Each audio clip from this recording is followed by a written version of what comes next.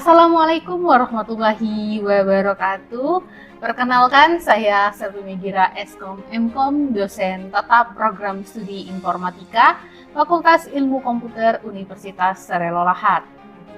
Pada kesempatan ini saya akan menyampaikan mata kuliah yang saya ampu, yaitu Algoritma dan Pemrograman 1. Mata kuliah ini diperuntukkan bagi mahasiswa Informatika semester 1 dengan kode mata kuliah ILKD 201 berbobot 3 SKS dan dilaksanakan dalam 16 kali pertemuan. Rinciannya terdiri dari 14 kali pertemuan materi serta 2 kali pertemuan untuk ujian tengah semester dan ujian akhir semester.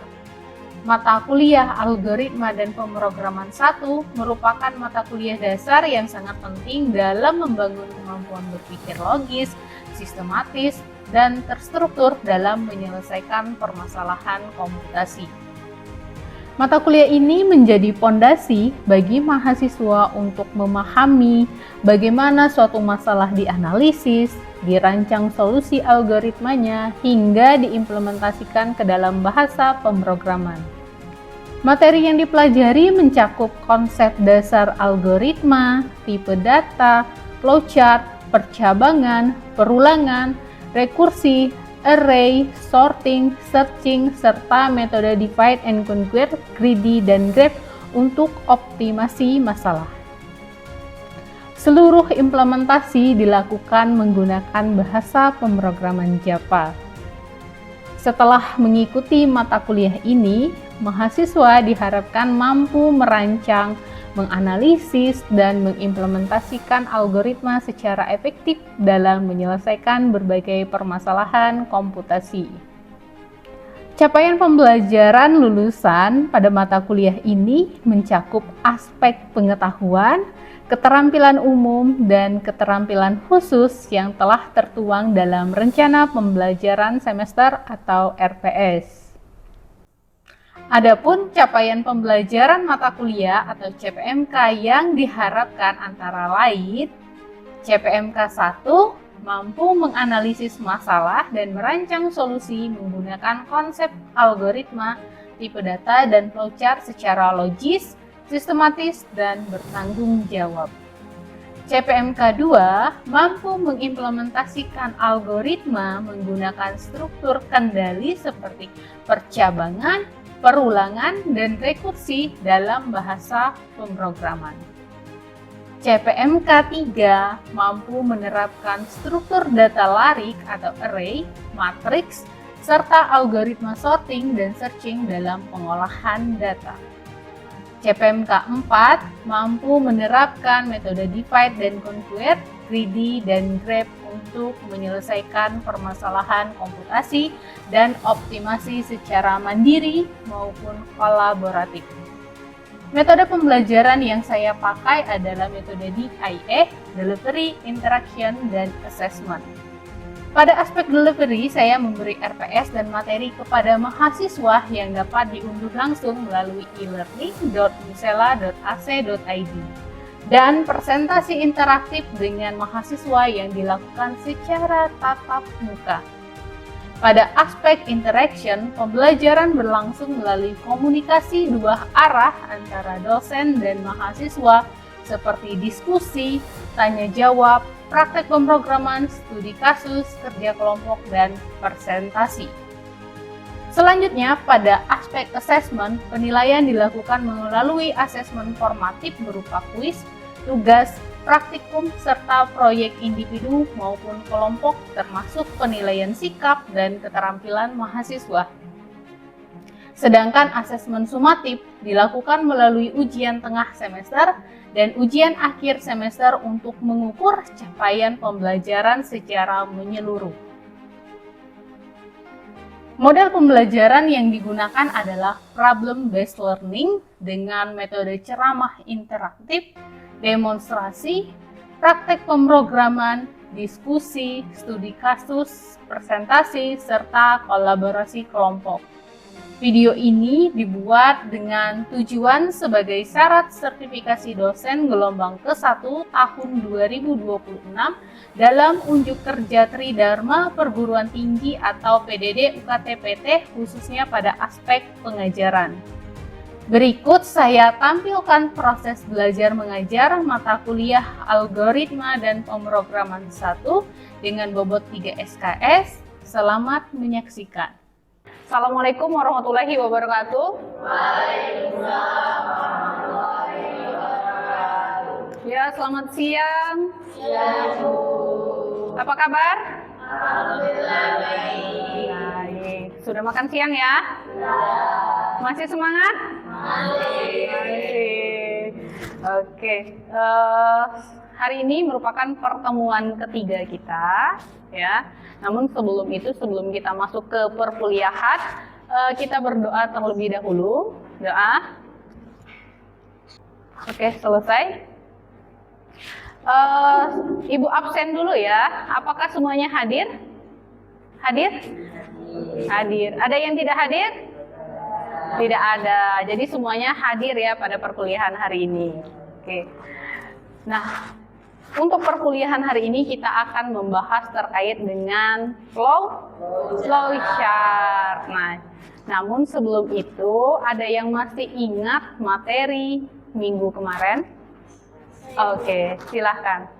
Minggu sebelumnya membahas tipe data dalam pemrograman Java seperti integer, double, string, dan boolean serta penggunaannya dalam variabel. Iya, betul. Jadi di minggu kemarin kita membahas terkait dengan tipe data. Nah, tipe data diantaranya ada integer yang difungsikan untuk menampung data yang berupa angka. Kemudian ada juga string yang difungsikan untuk menampung data berupa karakter atau huruf ya. Oke, kita lanjutkan. Nah, di sini untuk flowchart sendiri itu ada CPMK dan sub CPMK. Dimana kalau untuk CPMK ini sendiri, harapannya nanti kalian semua itu mampu menerapkan algoritma pada flowchart, ya.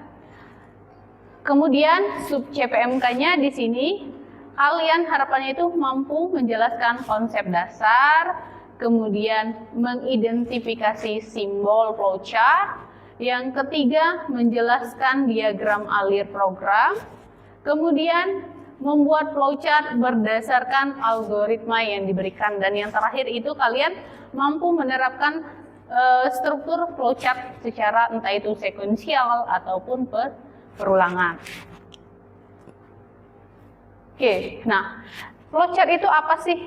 Flowchart di sini ada yang bisa jawab? Boleh lihat di sini di slide-nya.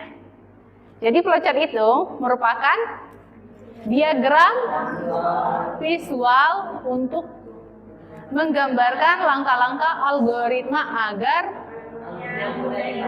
agar alurnya mudah dipahami. Dipahami oleh siapa? Bukan hanya untuk diri kita, tapi dipahami oleh orang yang akan melihat, ya. Dalam artian entah kalian membuat sistem di mana sistemnya itu butuh alur suatu program. Nah, kalau orang awam melihatnya itu dari flowchart-nya, dari diagram tanda panahnya, ya, atau dari gambar flowchart-nya. Ya. Sebenarnya kalau untuk penjelasan si diagram gambar itu kita bisa pakai flowchart, bisa juga pakai use case diagram.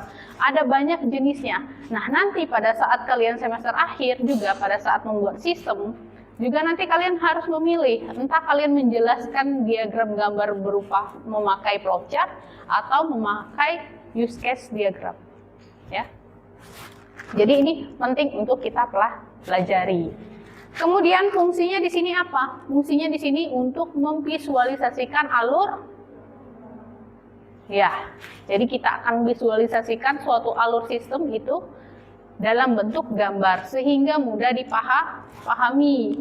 Kemudian mempermudah analisis dan perbaikan. Nah, apabila di salah satu menu ada yang salah, itu kita tidak harus merombak program, tapi kita cukup ubah dulu gambarnya. Karena tahapan awal sebelum kalian membuat program itu pasti kalian buat flowchart dulu supaya tahu, oh sistem ini akan nanti jadinya seperti ini. Tidak langsung ujuk-ujuk kalian buat program, enggak. Tapi ada alurnya dulu, ya. Kemudian mengurangi kesalahan logika. Nah, ini juga sama, ya. Jadi, kalau program error, kalau misalkan tidak membuat flowchart pada saat kalian membuat sistem, tapi langsung buat sistem, langsung coding, jadi pada saat error kalian akan otak-atik program di bagian mana yang salah atau di bagian mana yang harus dirubah, ya.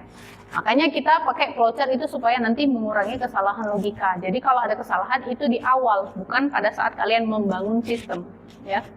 Yang terakhir itu memudahkan komunikasi dengan orang lain. Ya, kalau kalian nanti misalnya skripsi, kalian kan akan bimbingan tidak dengan dosen pembimbing? Bimbingan kan? Nah, nanti dosen pembimbing kalian akan sebelum kalian ngoding, itu kan ada bab 1, bab 2, bab 3 kan, bab 4 kan. Kemudian nanti kalian itu diminta dulu program yang akan kalian buat itu nantinya mau seperti apa, alurnya bagaimana. Setelah login nanti akan balik kemana sistemnya, ya.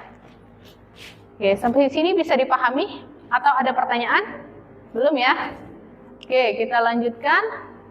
Nah, di dalam flowchart juga ada yang namanya aturan pembuatan flowchart. Yang pertama, umumnya digambarkan dari atas ke bawah secara berurutan, ya, secara urut. Kemudian semua simbol flowchart itu harus terhubung dengan tanda panah atau control flow. Yang ketiga, flowchart diawali dan diakhiri dengan simbol terminal. Jadi ada simbol mulai dan juga ada akhir untuk mengakhiri si alur flowchart tadi.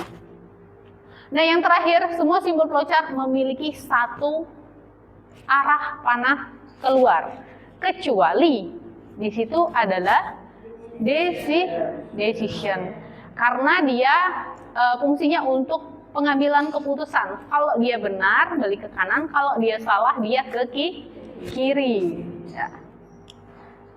Lanjutkan lagi.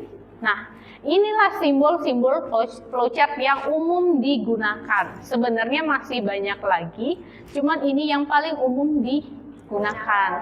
Salah satunya yang pertama itu ada yang namanya terminal. Kemudian ini tanda panah. Terus proses. Oke, ini prosesnya. Kemudian ini input output. Yang terakhir ada decision. Ya, jadi ini yang harus kalian hafalkan, harus kalian ingat, ya. Karena kalau ada soal pasti tidak jauh dari yang kelima ini. Nah, kemudian di sini ada contoh. Oke, kita akan menghitung di sini. Kita mulai, kemudian kita inputkan tahun sekarang. Tahun sekarang tahun berapa? 2026.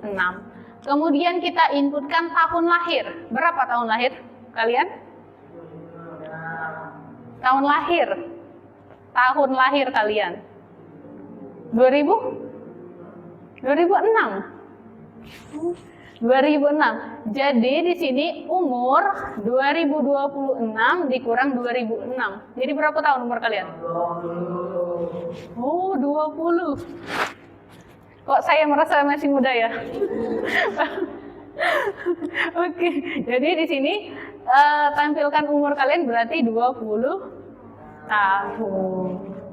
Oke, ini bisa dibaca ya flowchartnya ya. Oke, lanjut.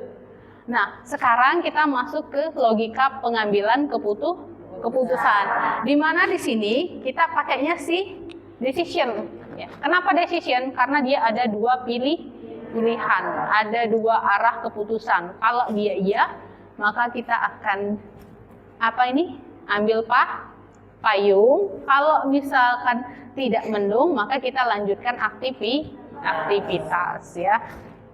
Oke, lanjut lagi. Nah, di sini transformasi dari masalah ke visual. Jadi kalau kita membuat flowchart itu pastinya ada yang namanya masalah dulu, ya kan? Kita buat sistem alurnya mau bagaimana dulu. Nah, itu harus kita analisis terlebih dahulu. Kita harus mengidentifikasi masalahnya, kita tentukan masalahnya, kemudian kita arahkan penyelesaiannya bagaimana. Tentunya untuk penyelesaiannya itu harus secara logis. Kalau dalam apa? Ilmu komputer ya. Jadi harus berupa penyelesaian masalahnya harus secara logis ya. Jangan yang tidak masuk akal kan. Tidak mungkin kita buatkan sistem ya. Kemudian ubah ke simbol. Kalau kita sudah melakukan identifikasi masalah, kemudian kita akan mengubahnya ke simbol flowchart ya. Kemudian baru nanti terakhir kita simulasi alurnya. Oke. Nah, sebelum masuk ke latihan, ada yang mau bertanya terlebih dahulu? Oke, silakan deh ya. Boleh? Dalam membuat flowchart, bisa untuk jalur masuknya lebih dari satu. Oke, pertanyaan bagus sekali dari saudara Dea. Ada yang punya jawaban? Boleh? Ilham? Ilham punya jawaban? Aulia? Iya, silakan Aulia. Jadi, bagaimana? Oke, jadi begini ya. Kalau untuk simbol alur masuk itu boleh lebih dari satu. Dan yang perlu diperhatikan adalah simbol keluarnya. Ini ya, arah panah keluar. Jadi kalau arah panah keluar itu hanya satu untuk simbol proses, input output, ataupun terminal. Nah, kalau decision itu harus dua. Iya dan juga tidak. Ya, seperti itu. Nah, kita lanjutkan. Di sini contoh, apakah sudah menjawab dari pertanyaannya tadi, Dea? Sudah jelas? Sudah. Oke, kita lanjutkan. Sekarang hitung dan tampilkan luas lingkaran yang jari-jarinya dimasukkan melalui keyboard. Kemudian buatlah flowchartnya. Nah, yang tahapan pertama yang seperti sudah kita pelajari di pertemuan 1 kemarin yaitu membuat algoritma. Ini adalah algoritmanya. Dimana kalau untuk algoritma itu berupa kalimat yang bisa dimengerti, ya. Kemudian di sini kita buatkan tahapan pertama tentu kita harus melakukan inisialisasi variabel untuk menampung si inputan luas jari-jari. Ya, kita inisialisasi luas jari-jari, kemudian kita inputkan jari-jarinya, kemudian baru kita hitung berdasarkan rumus dari luas lingkaran. Nah, setelah itu baru kita buatkan flowchartnya. Kalau kalian lihat di algoritma ini, apakah tahapannya sudah terurut secara logis? Sudah ya? Nah, kemudian baru kita buatkan. Kita lakukan dengan inisialisasi kita mulai dengan simbol terminal mulai, kemudian kita buatkan di sini variabelnya untuk menampung data yang akan kita masukkan yaitu luas jari-jari. Kemudian kita masuk ke simbol input output. Nah, ini kita masukkan datanya. Lanjut lagi kita balik ke proses. Proses ini dilakukan oleh komputer. Ya. Jadi, kemudian ini kita kalikan, kita hitung, baru nanti akan ada hasil akhirnya di sini. Pakai simbol input output. Oke, kita lanjutkan lagi. Nah, nomor 2 yang soal latihan. Sekarang di sini input 2 buah bilangan bulat menggunakan keyboard. Tampilkan bilangan terbesar di antara kedua bilangan tersebut. Nah, Jangan lupa untuk membuatkan algoritmanya terlebih dahulu. Nah, itu proses kita untuk menyelesaikan permasalahannya sebelum nanti kita buatkan flowchart-nya ya. Di sini kita lakukan inisialisasinya bilangan A, bilangan B. Nah, sebenarnya kalau untuk nama bilangan atau nama variabel ini bebas. Tidak mesti bilangan A dan juga bilangan B. Kalian bisa mendefinisikan variabelnya sesuai dengan yang kalian inginkan, asal masih bisa dimengerti. Ya. Ini bilangan A, bilangan B, kemudian kita inputkan, lalu kita bandingkan. Jika bilangan A lebih besar dari bilangan B, maka cetak A. Kemudian jika salah, cetak bilangan B. Baru kemudian kita visualisasikan ke dalam bentuk flowchart. Nah, jadi kalau untuk penampung nilai variabel itu harus pakai proses ya, harus pakai proses karena diproses oleh komputer. Kemudian kalau inputan berarti kita pakainya simbol input output.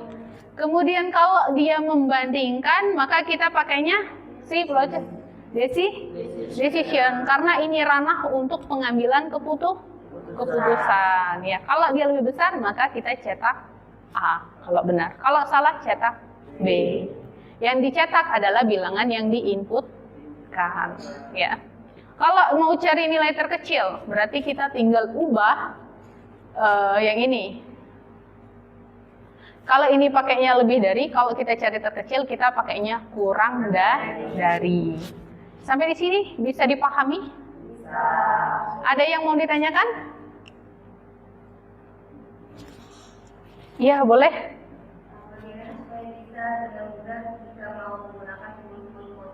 Nah, oke, ada yang mau menjawab? Ini pertanyaannya bagus sekali. Ada yang mau menjawab? Mau mencoba menjawab? Oke, kita lanjutkan ya. Jadi sebenarnya kalau mau menentukan, bagaimana menentukan dengan mudah ketika mau menggunakan simbol. Nah, tadi kita harus memahami dulu konteks permasalahannya. Kalau dia ada kalimat input, ya. Berarti kita pakainya simbol input output. Kalau dia ada kalimat membandingkan atau mencari nilai terbesar atau terkecil, atau kalau misalkan nilainya lebih dari sama dengan 60 itu lulus, nah itu pakainya decision. Ya. Kalau dia cuma inisialisasi variabel, itu pakainya proses. Kalau dia tambah-tambahan kayak menghitung total gaji, total bilangan atau jumlah jumlah pengerjaan proyek, nah itu pakainya proses. Yang jelas kalau dia lebih ke ranah pengambilan keputusan, maka pakainya decision. Sampai sini sudah? Apa masih bingung? Sudah jelas ya. Oke, ini tadi ya.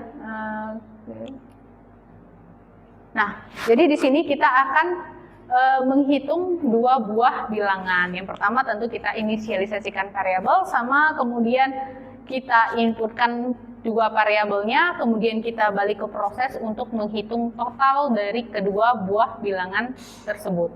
Kemudian nanti kita cetak. Ya. Oke, contoh yang keempat. Di sini sudah ada gambar flowchart di mana kalian akan memasukkan nilai yang dari A sampai dengan G. Nah, jadi di sini kita akan masukkan nilainya. Jadi kita langsung masukkan. Di sini 54. Kita scan F dulu karena kita masukkan lewat keyboard. Jadi scan F kemudian kita masukkan 54. 54 kita bandingkan dengan 50. 54 lebih dari 50? Iya, tidak? Iya. Kalau iya kita pindah ke kanan. 54 lebih dari 75? Tidak. Maka kita pindah ke bawah. 54 dikurangi dengan berapa ini? 10. Jadi hasil akhir yang tercetak adalah 44. Oke. Kemudian yang B. B itu berapa? 83. 83 nanti yang tercetak berapa? 58 ya. Kemudian 90. 90 kita masukkan, 90 lebih dari 75. Ya, kemudian 90 dikurang 25 berapa? Berapa kalau 90? Jadi nanti yang tercetak berapa? 65. Oke. Kemudian 30, yang tercetak berapa? 40. Nah, dia baliknya ke sebelah kiri ya. Kemudian 47. 47. Oh ya, 47 sebelah kiri jadi 57. Kemudian 65. 55. Kemudian yang terakhir 7. Berapa? 53. Oke, ini ya. Oke, kita lanjutkan lagi. Nah, dari semua contoh soal tadi, ada yang mau ditanyakan? Tidak? Nah, kita lanjutkan yang terakhir. Ini ada yang namanya tugas. Jadi kalau kalau tidak ada tugas biasanya kurang afdol, karena kan kalian juga harus latihan di rumah ya. Nah, di sini yang pertama adalah buat algoritma dan flowchart untuk menghitung. Jadi ada 4 inputan ya. Kemudian soal yang kedua, algoritma dan flowchart untuk menentukan bilangan terbesar dan terkecil. Berarti kalian pakainya 2, lebih dari dan juga kurang dari. Dan yang terakhir adalah algoritma dan flowchart untuk menentukan kelulusan mahasiswa. Ya, kalau nilainya lebih dari 60, berarti ada decision, karena dia akan menentukan pengambilan keputusan. Oke. Untuk semua tugas itu wajib dikumpulkan ke dalam e-learning, ya. Jadi nanti kalian tinggal buka Sispo, kemudian login ke e-learning, dan nanti tinggal di submit di form yang telah disediakan. Oke, untuk pertemuan hari ini sampai di sini saya akhiri. Wassalamualaikum warahmatullahi wabarakatuh. Sampai jumpa nanti minggu depan di materi yang selanjutnya, itu adalah perulangan ya. Demikian deskripsi singkat dan proses pengajaran pada mata kuliah yang saya ampu. Semoga dapat memberikan gambaran terhadap kinerja pengajaran yang telah saya lakukan, khususnya pada mata kuliah Algoritma dan Pemrograman 1, Program Studi Informatika Fakultas Ilmu Komputer Universitas Srelo Lahad. Saya mengucapkan terima kasih yang sebesar-besarnya kepada tim penilai dan seluruh panitia sertifikasi dosen tahun 2026, khususnya pada Direktorat Sumber Daya Dirjen Dikti Ristek Kemendikti Saintek Indonesia. Tidak lupa saya juga mengucapkan terima kasih kepada Universitas Srelo Lahad, rekan sejawat dosen dan juga rekan-rekan mahasiswa. Demikian yang dapat saya sampaikan. Saya menghaturkan permohonan maaf apabila terdapat kekurangan dan kesalahan yang saya perbuat. Saya akhiri. Wassalamualaikum warahmatullahi wabarakatuh.